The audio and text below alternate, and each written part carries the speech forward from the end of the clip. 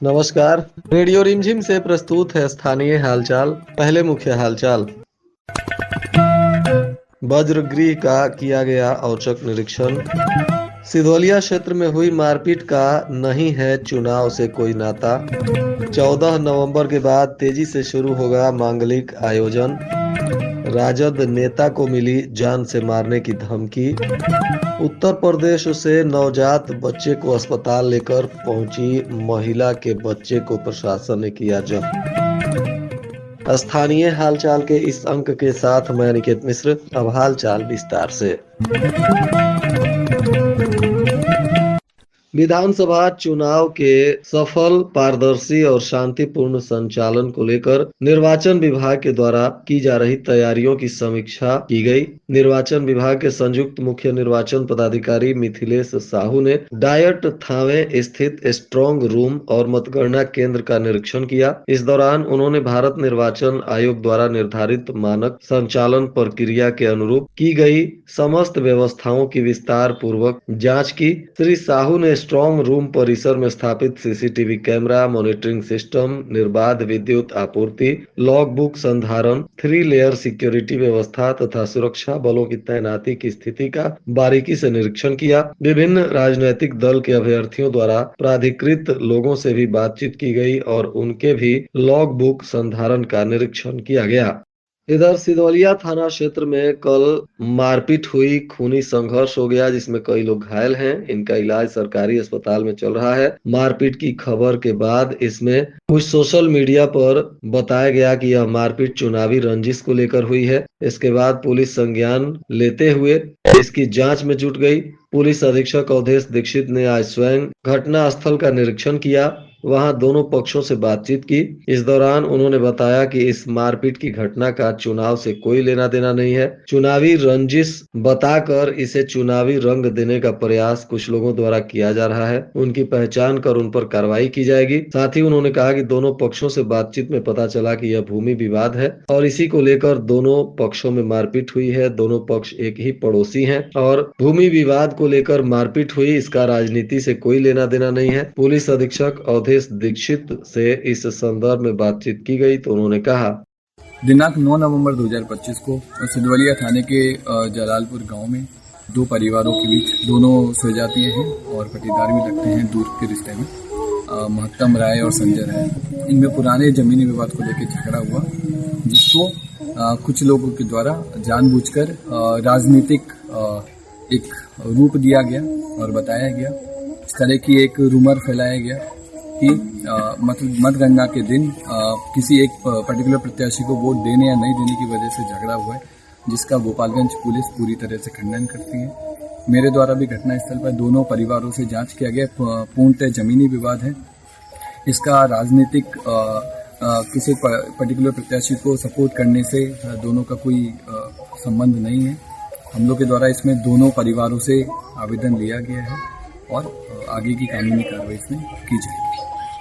राजद के जिला अध्यक्ष और बरौली से राजद के उम्मीदवार दिलीप कुमार सिंह को जान से मारने की धमकी मिली है। कल्याणपुर के मुखिया प्रतिनिधि तथा जदयू समर्थक अनुज सिंह पर जान से मारने की धमकी का आरोप लगा है। बताया जा रहा है कि अनुज सिंह ने दिलीप सिंह के समर्थक शशिकांत सिंह को फोन कर धमकी दी, उन्हें भद्दी भद्दी गालियां दी और घर में घुसकर गोली मारने की बात कही। इसके बाद दिलीप सिंह ने अब बरौली थाने में इस मामले को लेकर आवेदन दिया है और पुलिस से सहायता की गुहार लगाते हुए सुरक्षा को लेकर भी पुलिस से सहायता मांगी है। साथ ही आरोपी पर कड़ी कार्रवाई करने की भी मांग की गई है। फिलहाल बरौली पुलिस आवेदन मिलने के बाद मामले की तफ्तीश में जुट गई है।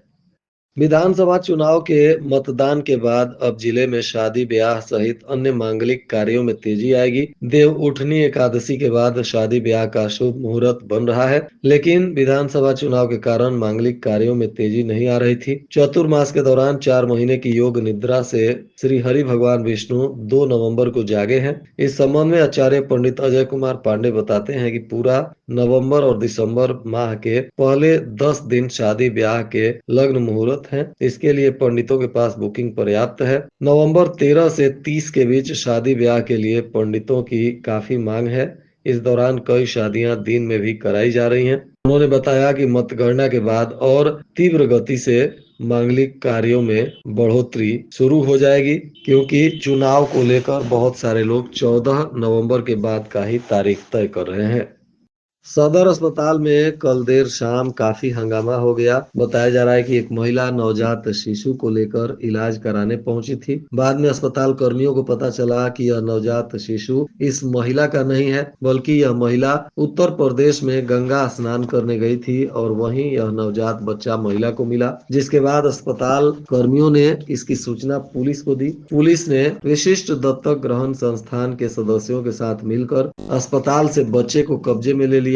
इसके बाद जो महिला अस्पताल में बच्चे का इलाज कराने आई थी वह हंगामा करने लगी। महिला का कहना है कि वह गंगा स्नान करने गई थी और वहां आधी रात को यह नवजात बच्चा लावारिस स्थिति में पाया गया था। वहां बहुत सारे लोग, पुलिस कर्मी और सभी लोगों ने इस बच्चे को देखा। कोई भी इसे हाथ नहीं लगा रहा था। सबके सामने यह महिला उस बच्चे को गोद में लेकर सबके सामने उसे अपनाने की बात कही, जिसके बाद सभी लोगों के सहमति से यह बच्चा महिला को दिया गया और यह महिला घर लेकर आई। बच्चे की जब तबीयत बिगड़ी तो महिला उसे अस्पताल लेकर इलाज के लिए पहुंची, जहां अस्पताल कर्मी और प्रशासन ने कहा कि इस तरह से बच्चे को आप नहीं ले सकती हैं, इसके लिए कुछ कानूनी प्रक्रिया है। उसे बताते हुए बच्चे को कब्जे में ले लिया गया और बच्चे को गोपालगंज सदर अस्पताल से मुजफ्फरपुर अस्पताल में इलाज के लिए रेफर किया गया। इसके बाद महिला काफी देर तक अस्पताल में जिला प्रशासन से गुहार लगाती रही कि उसके पास अपना बेटा नहीं है, उसकी सिर्फ लड़कियां हैं, इसलिए वह इस बच्चे को वहां से लेकर आई हैं और वह इस बच्चे को अपनाना चाहती हैं, अपना बेटा मानकर उसका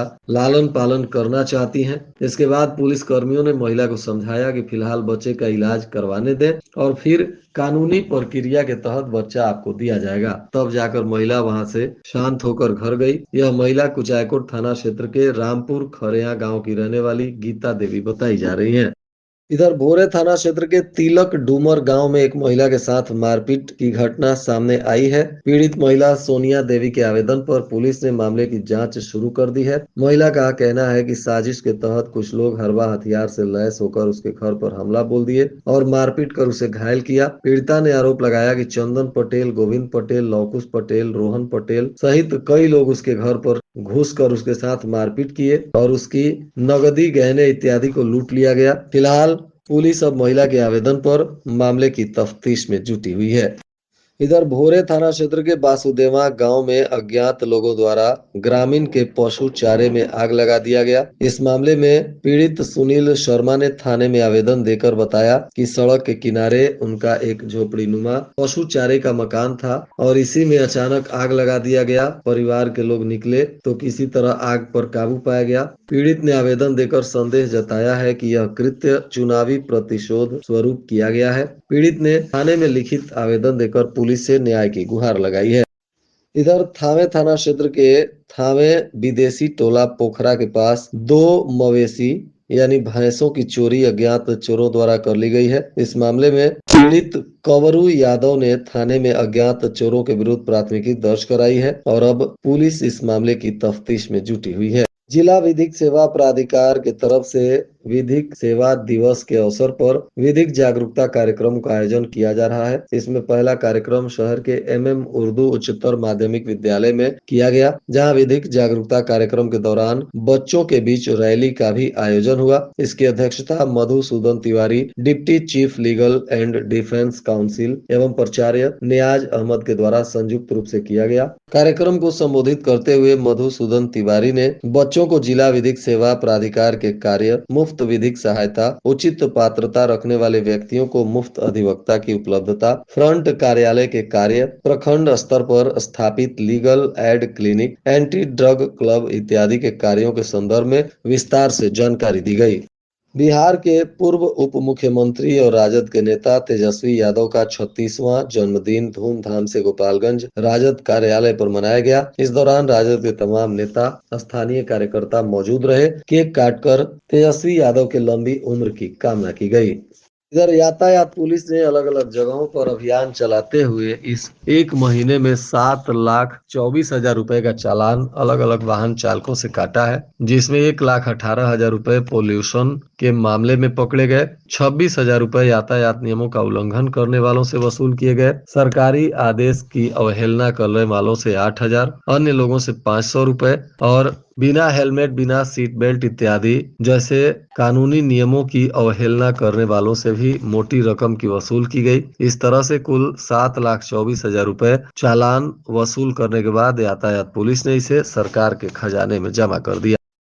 अभी अभी कुछ ही देर पहले गोपालगंज शहर के जादवपुर चौक के पास नेशनल हाईवे पर पुलिस की गाड़ी दुर्घटनाग्रस्त होकर किनारे खड़े ठेला में जाकर टकरा गई। इस दौरान 3 लोगों के घायल होने की खबर आई, जिसके बाद घायलों को अस्पताल पहुंचाया गया, परंतु स्थानीय लोगों में कुछ लोगों के मौत की अफवाह उड़ गई, जिसके बाद वहां के लोग अनियंत्रित हो गए और पुलिस की गाड़ी को आग के हवाले कर दिया। स्थिति को चिंताजनक देखते हुए तुरंत भारी संख्या में पुलिस बल मौके पर पहुंची। सदर एसडीपीओ के नेतृत्व में स्थिति को नियंत्रित किया गया। बताया जा रहा है कि कुछ लोगों को पुलिस ने हिरासत में भी लिया और भीड़ को नियंत्रित करने के लिए आंसू गैस के गोले भी पुलिस को छोड़ने पड़े। अभी खबर मिलने तक इस मामले में कोई आधिकारिक बयान जारी नहीं किया गया था और स्थिति तनावपूर्ण बनी हुई थी।